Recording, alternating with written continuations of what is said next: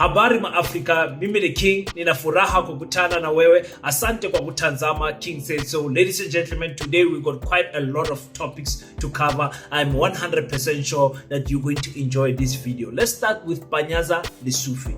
PANYAZA LESUFI has been heard on an interview with my homeboy Clement Manyatela, saying that he does not mind stepping aside if the National Executive Committee decides that PANYAZA LESUFI must step aside so that new, fresh ideas can be brought into Gauteng. He does not mind. This thing of PANYAZA playing humble, I'm sure it's music to Fikile Mbalula's ears. I hate this thing of PANYAZA playing humble because we know if they take out PANYAZA in Gauteng, it is over with Gauteng. Who do you bring back? David Makura? Who do you bring back when you take PANYAZA out? Let's talk also about the MK political party, their case in Pietermaritzburg against the IEC. You remember that stolen ballot box that they found an IEC official with a box red-handed. They caught him, and they are saying because of that, it proves that the elections in 2024 were not free and fair and they were rigged. I also want to cover the story of the economic freedom fighters fighting the Molefe land case. The Molefe family was kicked out of their land by these white owners, property developers, and now they are fighting, and the EFF is there to make sure that this poor family gets back their land. I salute the EFF for that. Ithala Bank, The Ithala Bank situation is crazy because they are being liquidized right now by the Reserve Bank, and now the issue is that my issue is the government is giving away 2 billion rand to assist Ithala with the depositors, the people who are already in the Ithala Bank and have got less than 100,000 rand. They are going to refund those people their money. So the government has got 2 billion rand to give to Ithala, but they can't give to Ithala so that they can recover and continue banking. What is the issue with the Reserve Bank and black banks? We have to talk about that one also. Stellenbosch University got 90,000 applications, ladies and gentlemen. 90,000 applications for 2025, and they can only take 6,000. When are we going to build our own? That question, I will ask it until it rings in your head. This problem, it occurs every year. It's the same thing. We flock our children into these apartheid universities and all of those things, and we expect them to educate our children. Well, they don't have space. 90,000 people, 90,000 learners applied, and they can't get in there. Where are they going to go? Let's talk about that and much more. Welcome to King Said So, Africa's one land, one language, one currency, one army on King Said So. Africans can unite. Your Pan-Africanist podcast. Enjoy.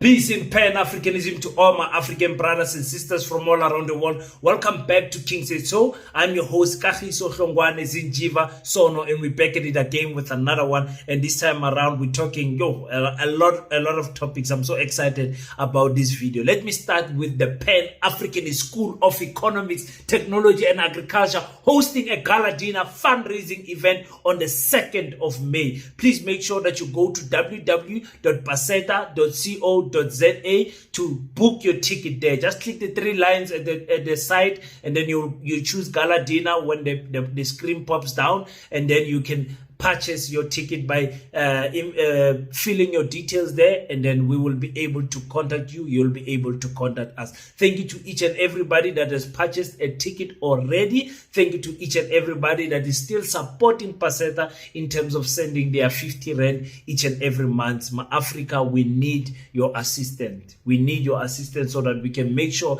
that we secure the future of our children on a serious note by building institutions that are going to outlive us. We'll talk about PASETA a little bit later on. Let's talk about PANYAZA LESUFI playing humble as always. Playing like he does not need positions in the ANC. He does have no aspirations to become the president of the ANC. He says himself that he's still wet behind the ears. Ay, PANYAZA, now and don't you know, Uti, we love you, PANYAZA. Panya. You don't know that we love you. These things that you are saying, they are hurting us, man. Listen to what PANYAZA LESUFI said. And in terms of the positions, because the reconfiguration will also involve changes to the top 5 positions in the provinces, the 2 provinces, are you willing to step aside as the leadership and allow for this reinforcement? Yes, if the NC says so, I'll be the first one to accept. And I'll be the first one to go to our branches and say, hey, this is what our national leadership is saying. We're not a federal party. We're a party that is led by national leadership. And if national leadership feels that fresh ideas are needed, if national leadership means fresh people are needed, we'll be the first one to accept and welcome that. And I'm glad that we are being involved. We're in the NEC ourselves. We listened to what people are saying about our province. To me, it's enriching. That there are no people that are sitting in a certain corner, you're closed out, and people are speaking about you. I mean, for us to sit for 3 days to listen to our national leadership painting areas where they think that we need to strengthen. You know, whatever decision is going to come with the NEC, it's not going to be a surprise specifically to PANYAZA LESUFI and Usiboniso Duma. I mean, the provincial leaders of KwaZulu-Natal and Gauteng. Why am I saying that? They are part of the NEC. They are not outside the NEC. Like PANYAZA is saying, they are discussing these problems in front of each other. They are talking and deliberating, debating, and all of those things there. They are part of the NEC. So the NEC is not a separate structure that is going to make powers and enforce it on Gauteng. Gauteng has got leadership. PANYAZA is one of them that is part of the NEC. You see? That is the issue now. So if they decide to take PANYAZA LESUFI out, bring Makura back, I don't know who, I can't think of any other person. Maybe you guys who stay in Gauteng and know the politicians of the ANC can educate us a little bit more. But I have no idea who they can bring to substitute Panya Panya. I don't know. And this issue is that we predicted that they are making this move to remove PANYAZA because he's an hindrance to the Fikile Mbalula and Cyril Ramaphosa plan that Fikile Mbalula must be the one that succeed, Cyril Ramaphosa. And it's easy to do that because if Fikile Mbalula goes against Paul Mashatile, the chances are he's going to win, But the PANYAZA LESUFI, the chances with that is going to be difficult. Fikile Mbalula is not loved in the Eastern Cape. He's not loved in KwaZulu-Natal.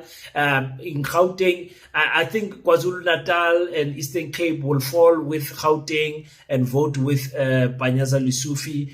Probably the Northwest. Like Fikile Mbalula does not have that type of reach when it comes to the ground forces of the ANC loving him in terms of them voting for him to be a president. But if you force them by putting Paul Mashatile or whose health is in question and Fikile Mbalula, I think many people would vote for Fikile Mbalula, and that's what the faction of Abu Cyril Ramaphosa obviously want in that ANC for him to succeed. And remember, everything in the ANC when it comes to conference is bought with this. They're going to take out a lot of money. So for those who don't know why some of us love PANYAZA LESUFI and why the whites hate him so much, let me just remind you a little bit.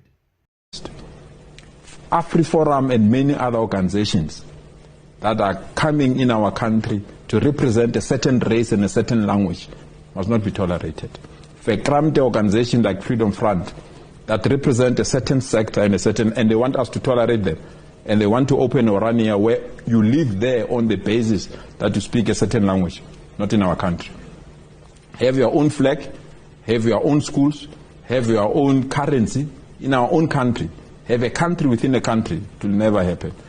If that is wrong and therefore must not be supported because I hate racism, then let it be.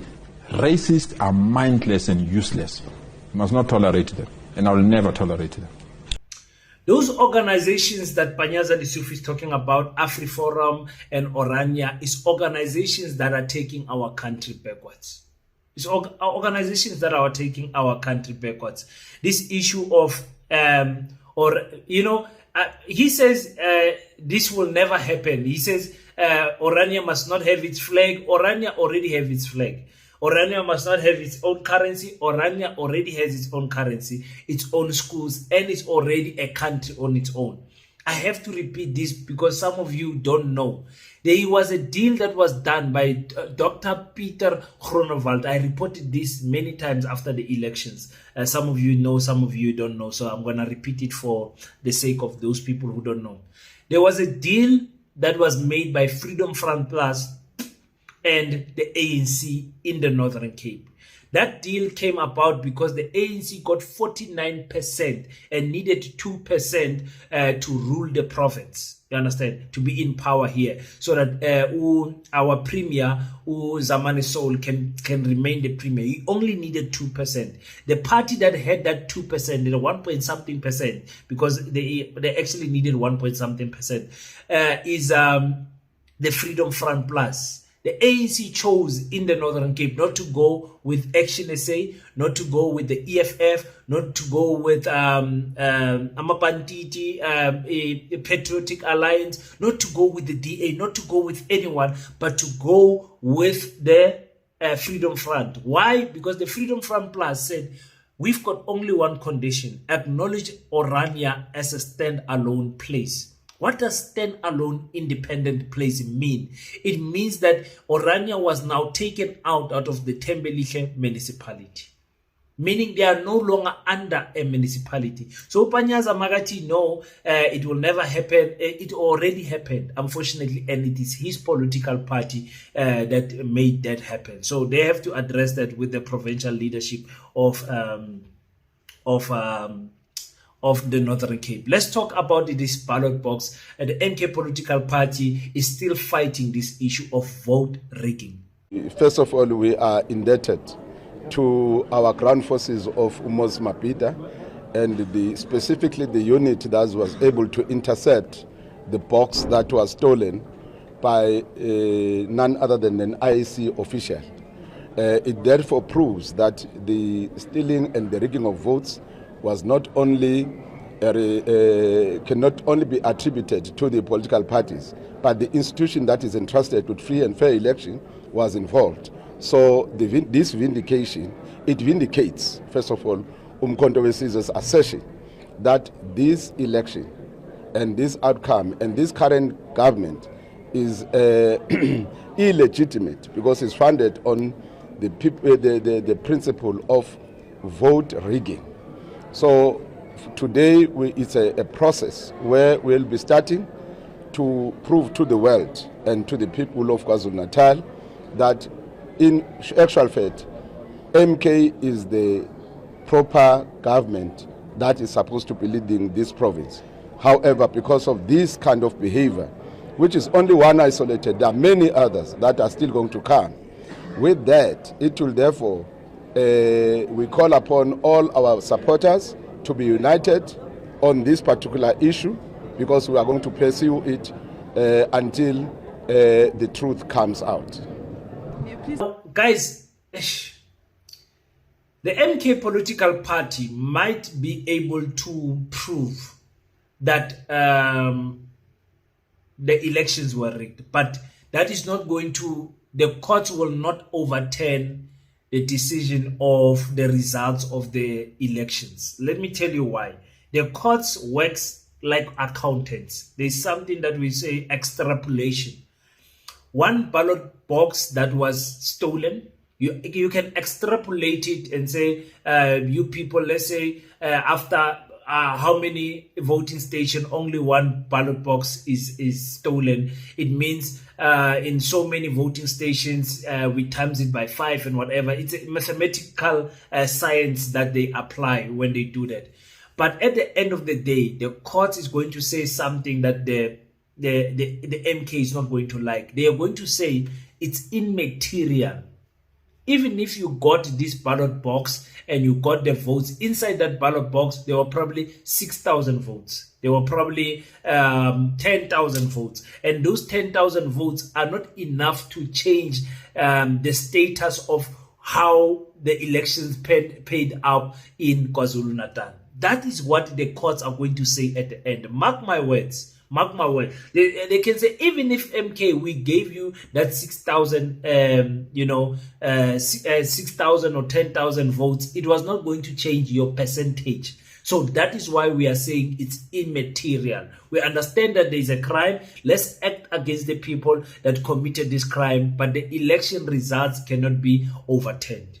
Unfortunately, you guys will tell me if you agree or not on the comment section. So the fight of the elections for the MK, I know they are preparing for 2029. Because I told you, MK is a political party. Their mission is 2029. Beyond 2029, the AMK political party will struggle, and that is the truth. Because if they don't galvanize the enough support to fall somewhere there in the 30s, to fall somewhere there in the 40s, or to win the elections, the people will start losing hope in the MK political party. You can imagine the leadership structure, how it's going to change everything. You can imagine how old Jacob Zuma will be in 2029, his health and everything. I mean, it's crazy if you think about it. So I say MK political party is mission 2029. MK political party saved us from the ANC. They are the only political party that can take credit for that. And, are they going to be able to further damage the ANC in 2029? That is the big question. But I've always cried to say MK, ANC, and EFF, when those votes are counted together, they must be over 50%. Then I will be happy. I'll be happy. EFF improves, MK improves, ANC declines, so that they need the MK and the EFF. I'll be very happy with that. Let's talk about the Molefe family that was kicked out of their land by these white property developers, and now the case is in court. The EFF provincial legislature members are fighting for this thing.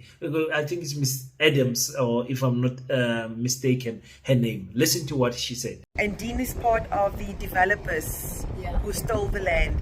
He's a son-in-law.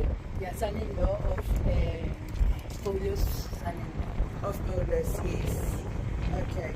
So this is, as we can see, good day, my name is Ramanda Abrams.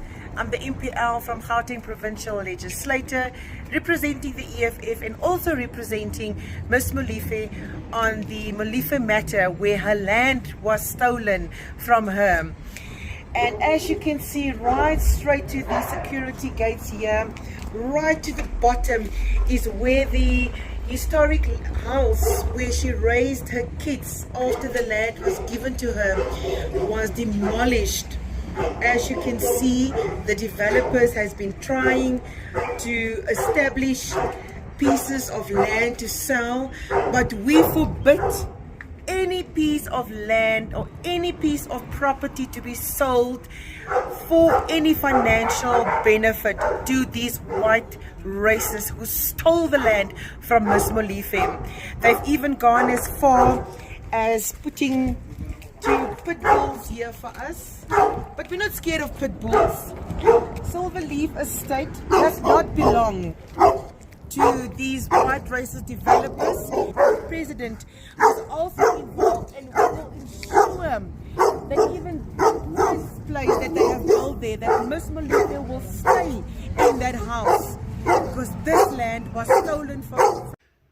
Yeah, you see, ladies and gentlemen, this case is not an isolated case in South Africa. We know of many cases here in the Northern Cape where I stay, of people fighting because Amabonu, they have taken the land, they've put a big fence, an electric fence, they've got big dogs, they've got guns, they've got everything to protect themselves, and they've got the municipality in their pocket, they've got the police in their pocket. This is the same thing that is happening here with the Molefe family. And it takes a political party like the EFF to fight and push these people so that eventually these people can get their land back. These people grew up in that land. They were fine there. The children were born there and everything. Now they are out. They were kicked out, you know. So South Africans, we must be serious with this issue of land. It's a conversation that we must constantly have, not only when something like this pop up, but it's a conversation we must continuously have in terms of What percentage exactly does the land audit say about farmers owning lands and corners of land in South Africa, farms and all of those things, without the exact measure? If you tell some of these farmers, I'm talking from experience, to take out the title deed, you will see that the fence that they have put the perimeters of the land, it does not even cover the title deed. It's more than what the title deed says. The title deed can say 2,000 hectares, but when you look at how much they've fenced more than that. Listen, I'm talking from experience. So I'm very happy with the EFF. This is the type of movements that the EFF needs to do to win back voters and get more people. Like I said, when people see this, that family will forever be grateful to the EFF, whether they get that land or not. But when they see that there's people fighting for us with the red overalls, they will vote for the EFF. Let me say this before I forget about the land. The old trick that the apartheid government used to steal land is steal, develop, and sell. That's what they did. So in Kimberley, the land that they took is actually the town of Kimberley. You understand? That's where the big hole is in Kimberley. I'll always speak about Kimberley because I stay here. The big hole. They chased black people out of the big hole and sold and developed the land, and they called it town, and pushed the blacks, the native people, to the township. And now you find that some of us have bought the land here. I've got a house in town. So it means now I have bought stolen land. You guys understand? So the people who are buying these properties in that land, the Molefe family, they have a right to kick those people out because they bought stolen land. This is an old trick in the book, ladies and gentlemen, of taking people's land. You take it, develop it, and sell it, so that when they come and claim, they're no longer claiming from you alone, but they're claiming from hundreds of families that have now settled there, and they've got their own, stories to tell about that land. Hey, Buffett, these people baslech. Let's talk about Ithala Bank. Ithala Bank is a joke, ladies and gentlemen. Tina bantu abamnyama, nothing that we do is protected by even ourselves. Authority has filed papers in the Pietermaritzburg High Court for the provisional liquidation of Ithala Bank, a move that will affect its 257,000 depositors. The liquidation application means that depositors' accounts will have to be closed to allow for the pending court process. Government says a guarantee has been made available to protect depositors. The authority has done is to apply for liquidation. The implication of that liquidation, it may wipe out the savings of poor savers who have done that with Ithala, precisely because the Prudential Authority through its agents couldn't find money to support the solvency of the bank. And in those circumstances, they've got no obligation, they've got no other alternative but to apply for a liquidation. The Banks Act defines my role as that of a custodian of depositors. As a custodian of depositors, I've taken the view that I should protect particularly those who have made savings which are between 100,000 and lower, and made available a guarantee of about 2 billion rand to ensure that whatever happens, their savings are protected. There is a bank that has come on board to handle the transfers of the 76,000 affected social grant recipients. Taking place, which has been over the weekend, has been to try and transform, in particular, those that are on SASSA grant to be taken by another bank. We now know the exact numbers of those. There's 66,000 on other grants and 10,000 on the SRD. Combined number is 76,000. That 76,000 will make sure that their transfers in terms of grants are not affected at all. He says the bank is also working on evaluating the other accounts held by Ithala Bank, and it's expected the process will take about 4 weeks. Gloria Sefakomosi, SABC News, Johannesburg. Let me first applaud the MK political party for taking its members and going to the streets and fighting this issue of Ithala Bank. But let me tell you something, ladies and gentlemen, we have to fight differently as African people. This thing of just protesting and going and making noise and picketing is no longer the only solution to solve problems. You're not marching for no water municipality and all of those things. It's different, this one. This is a legal case. This is a legal case. That is why in PASETA we are developing something that is called, it's called the legal minds, PASETA legal minds. Sometimes you need to take things and attack them in a legal route.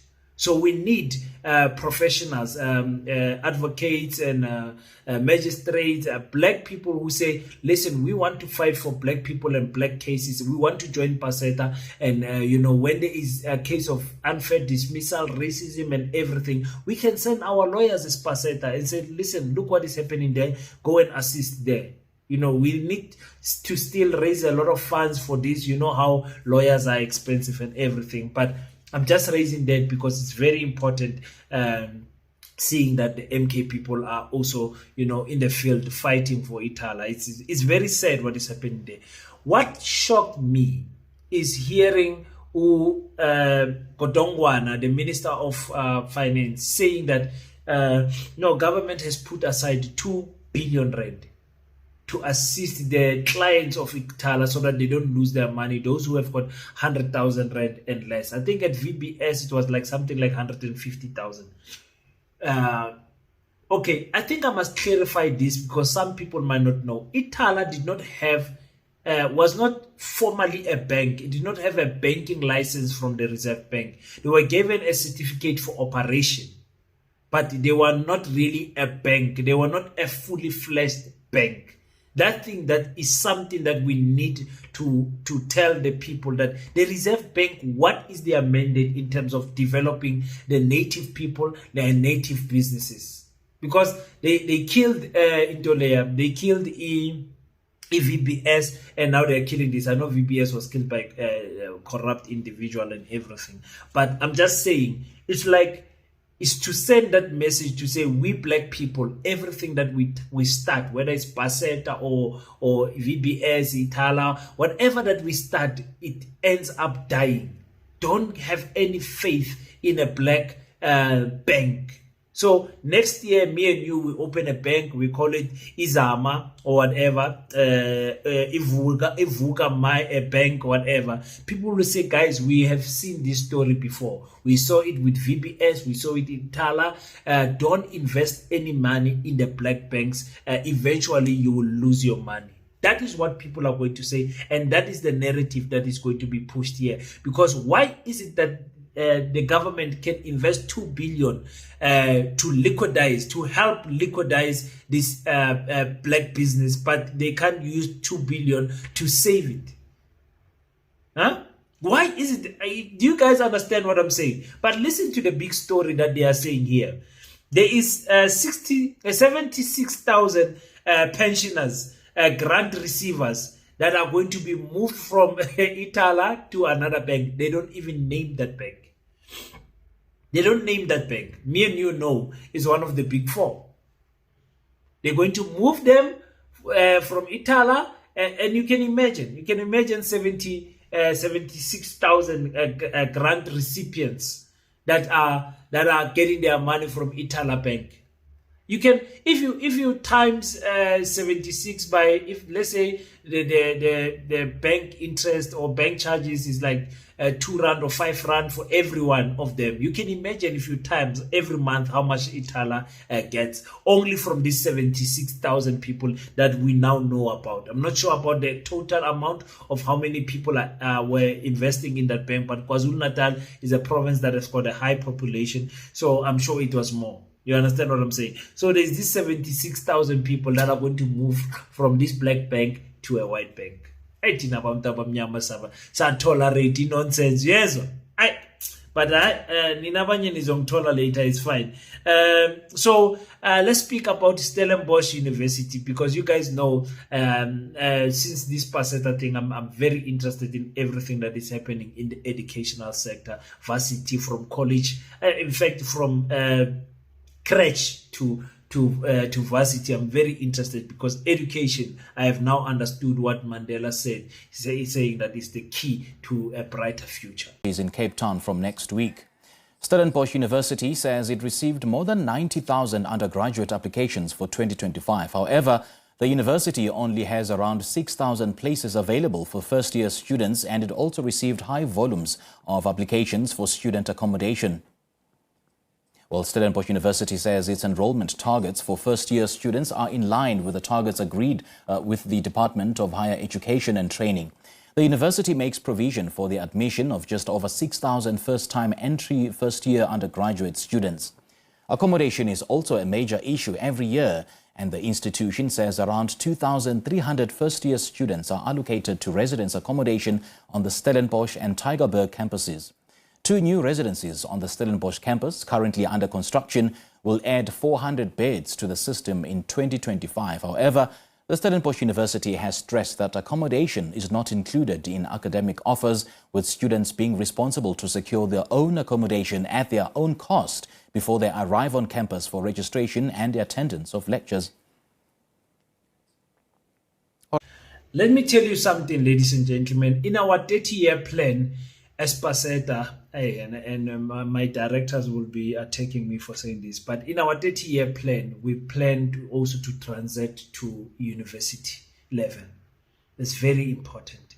If we don't start this communication, if we don't start this, if we don't start planting the seeds right now, this issue of learners not being able to be admitted in universities because they are full, because honestly they are full.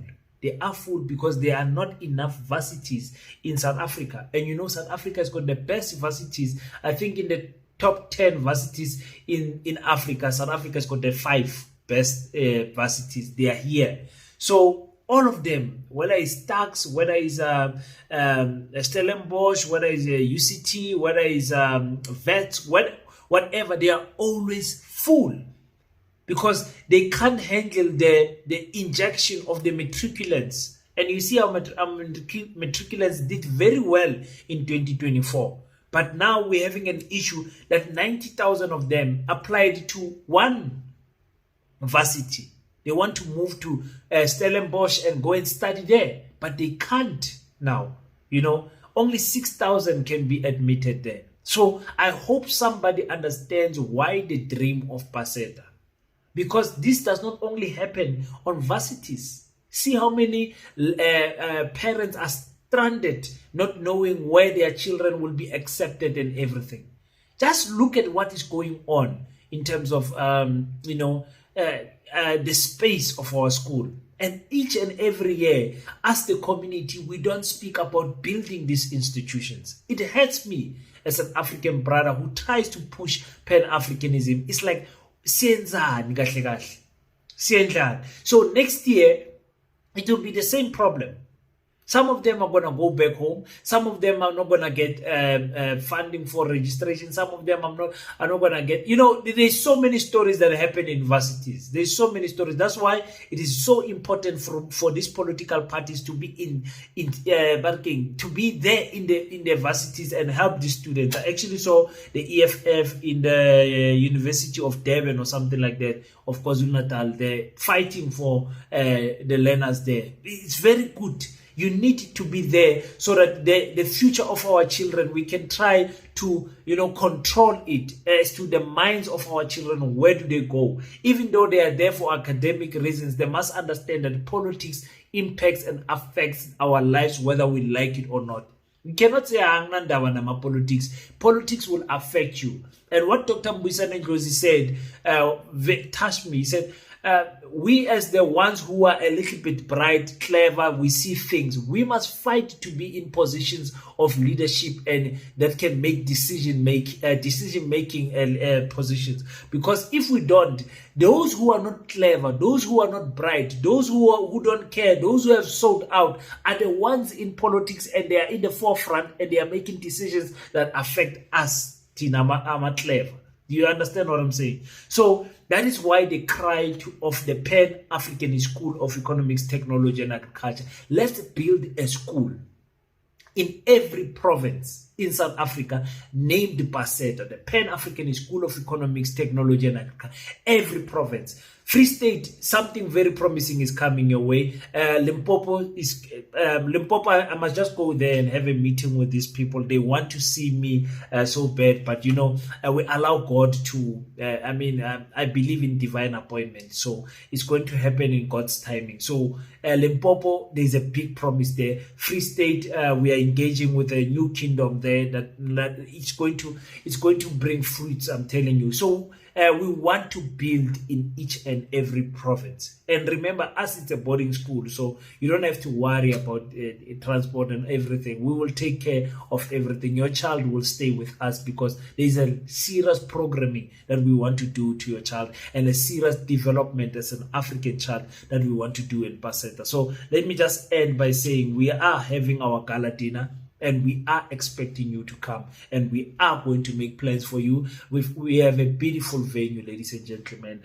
It's called the Val Inn Guest House, where you are going to come with your family, with your friends, with your with your partners, with everything. You're going to come there and you're going to be accepted and be accommodated in a very luxurious place that is not expensive, that is very affordable. So we are waiting to see you come to the Northern Cape. Come and experience the Northern Cape. Make it a holiday destination. Make it, a short left or whatever you call it. Come to Kimberley and come and experience this gala dinner. It's very important that you do. 1,000 is not a lot, looking at the catering that we are paying and all the other things that we'll be doing for you guys, the music and everything. It's really, PASETA is not going to get that whole 1,000 rand. When it finally comes to us, I'm sure it will be 200 and something. So we appreciate each and everyone that has purchased the ticket. If you haven't already, please go to PASETA, www.paseta.co.za, and make sure that you fill in your details there and you purchase a ticket, and we will send you your ticket back. So thank you so much to each and everybody that also donates their 50 rand each and every month. Say, King, here's the 50 rand. You guys make sure that you book the venue for the gala dinner. You guys make sure, because there's things that we need to have in advance before you guys purchase the tickets, for marketing purposes and all of those things. So I'm very grateful to all of you South Africans that are supporting the Pan-African School of Economics, Technology and Agriculture. I can talk forever when it comes to PASETA. Very passionate about the future of our children, and I think this is a good move that we are doing. Thank you so much, ladies and gentlemen. Until we meet again, don't forget to pray, but after you pray, stand up, African child. Do your best so that God can do the rest. Peace in Pan-Africanism. I salute you.